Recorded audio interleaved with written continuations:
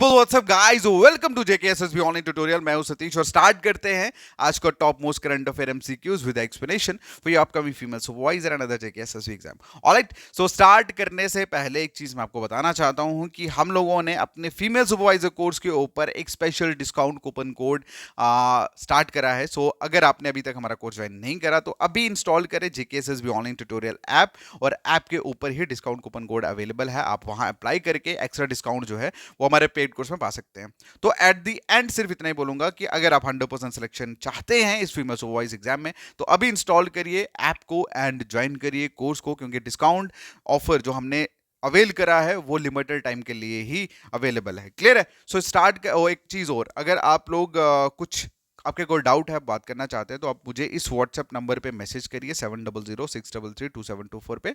आपको सारे doubts and आपके सारे आंसर्स आपको प्रोवाइड करते जाएंगे। ऑलराइट, तो चलिए अब स्टार्ट करते हैं आज का टॉप पोस्ट करंट अफेयर। और आज के लेक्चर का हमारा पहला क्वेश्चन है कि बताइए who inaugurated India's first elevated 8 lane express way. ठीक है, तो इंडिया का पहला एलिवेटेड का मतलब होता है ऊपर ऊंचा उठा हुआ। ठीक है, ऊपर उठा हुआ। एलिवेटेड का मतलब होता है ऊपर उठा हुआ। तो इंडिया का पहला एलिवेटेड 8 लेन एक्सप्रेस वे जो है वो किन्होंने इनॉग्रेट करा है, ये क्वेश्चन में पूछा गया है। क्लियर है? तो इसका जो आंसर है दैट इज नरेंद्र मोदी। ठीक है, हमारे प्राइम मिनिस्टर नरेंद्र मोदी ने इनॉग्रेट करा है। हरियाणा सेक्शन में बनाई है द्वारका एक्सप्रेस, जिसकी टोटल लेंथ की बात करें, इस इंडिया के फर्स्ट एलिवेटेड 8 लेन एक्सप्रेस की अगर हम बात करें तो इस द्वारका एक्सप्रेस की जो टोटल लेंथ है वो है 29 किलोमीटर, जिसमें 18.9 किलोमीटर जो है वो हरियाणा में पड़ता है और रिमेनिंग 10.1 किलोमीटर जो है वो दिल्ली में पड़ता है। ठीक है, और इसकी जो कंस्ट्रक्शन है, हाईवेज की जो कंस्ट्रक्शन है वो इसी के लिए कि ये जो नेशनल हाईवे 48 है दिल्ली और गुरुग्राम के बीच में, वहां पे जो ट्रैफिक है उसको थोड़ा कट कर सके, उसको थोड़ा रिलीफ मिल सके। क्लियर है? डन। चलिए अगला जो क्वेश्चन है पूछा गया है कि बताइए who won the best actor award at Academy Award 2024। Academy Award मतलब यहाँ पे बात हो रही है ऑस्कर की। ठीक है, तो ऑस्कर अवार्ड अभी जो 2024 में मतलब हुआ है, अभी रिसेंट हेल्ड हुआ है, उसमें बेस्ट एक्टर का अवार्ड जो है वो किनको दिया गया है, ये क्वेश्चन में पूछा गया। तो इसका जो आंसर है दैट इज किलियन मूफी। ठीक है, किलियन मूफी को 96 एकेडमी अवार्ड, इस बार जो 96 ऑस्कर अवार्ड मिला, मतलब इनॉग्रेट हुआ है, इनॉग्रेट नहीं हुआ मतलब अभी जो फंक्शन हुआ था ये एकेडमिक अवार्ड का, तो इसमें बेस्ट एक्टर का अवार्ड ये किलियन मूफी को जो मिला हुआ है। ठीक है, मिला है। नेक्स्ट जो क्वेश्चन है पूछा गया है क्रिस्टीना पाइकोवा, ये बेसिकली 71वीं मिस वर्ल्ड टाइटल इनके नाम हुआ है, मिस वर्ल्ड बनी है। अब ये क्वेश्चन पूछा गया है कि ये कौन सी कंट्री से बिलोंग करती है। ठीक है, क्रिस्टीना पाइकोवा कौन सी कंट्री से बिलोंग करती है जो अभी रिसेंटली मिस वर्ल्ड जो है वो बनी है। तो इसका जो आंसर है दैट इज चेक रिपब्लिक। ठीक है, किस कंट्री से बिलोंग करती है ये? चेक रिपब्लिक से। अगला जो क्वेश्चन है पूछा गया है कि बताइए who took oath as a 14th president of Pakistan. तो 14वें प्रेसिडेंट जो है पाकिस्तान के तौर पे किन्होंने शपथ ली है, किन्होंने ओथ ली है, ये क्वेश्चन में पूछा है। तो इसका जो आंसर है दैट इज आसिफ अली जरदारी। ठीक है, इन्होंने एज ऑफ 14वें प्रेसिडेंट के रूप में पाकिस्तान के शपथ ली है। और आप सबको बता दूं कि ये बेसिकली हस्बैंड है किनके, जो प्राइम मिनिस्टर ये पाकिस्तान की first women prime minister Benazir Bhutto. ठीक है, ये उनके हस्बैंड है।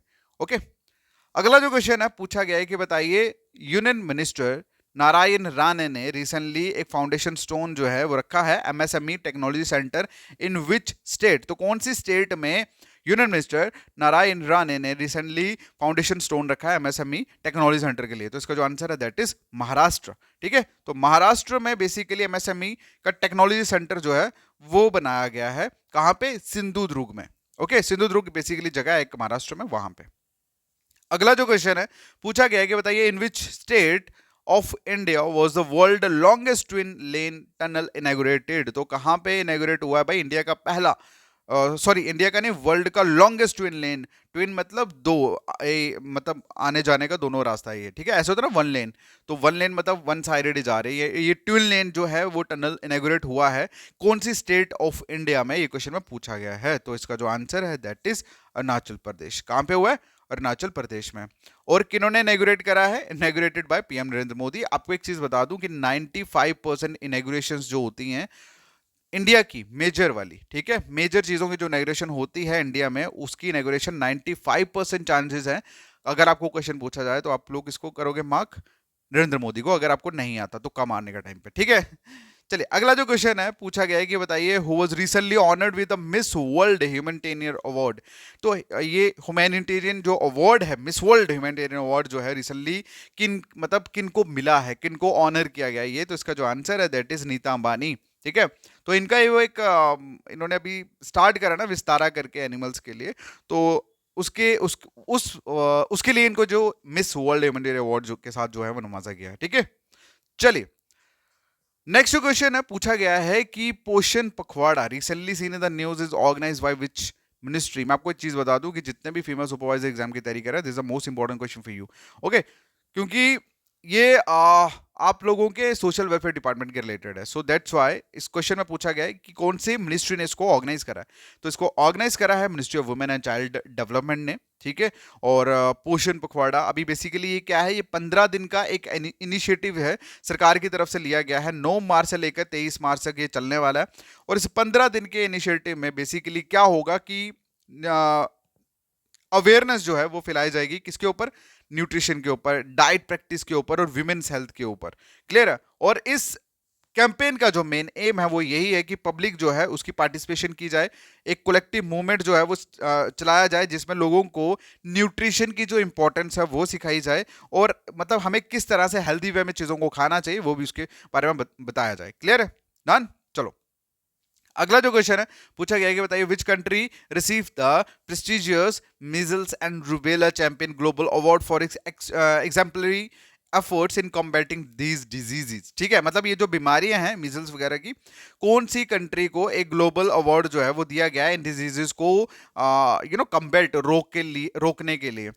तो इसका जो आंसर है दैट इज इंडिया। तो इंडिया जो है वो ऑनर हुआ है इस प्रेस्टिजियस अवार्ड जिसका नाम है measles and rubella champion award, ठीक है। क्यों? ताकि for for its outstanding, India का जो आउटस्टैंडिंग एफर्ट रहा इन डिजीज को कॉम्बैट करने के लिए, उसके लिए इंडिया को ऑनर किया गया है इस प्रेस्टिजियस अवार्ड के साथ, क्लियर है। चलिए नेक्स्ट जो क्वेश्चन है पूछा गया है कि बताइए किनकी कोलैबोरेशन के साथ नीति आयोग ने लॉन्च करा है फ्रंटियर टेक्नोलॉजी लैब। तो किनके साथ मिलके नीति आयोग ने लॉन्च करा है ये frontier technology lab? You will answer in the comment section. बाकी मिलते हैं नेक्स्ट वीडियो में, तब तक के लिए thank you so much, take care, bye bye.